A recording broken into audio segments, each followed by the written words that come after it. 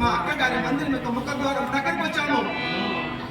ఆలస్యం చేయకుండా ఆలస్యం చేసిన అసభంగము జన మాత్రమున మనం లోనికి వెళ్ళాలి. ఏమి ఏంది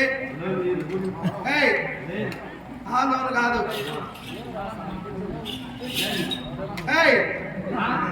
ఆ లోను కాదు, అంతఃపురం లోపలికి పోవాలి. అనంతపురం కాదు బాయ్, నువ్వు బాగా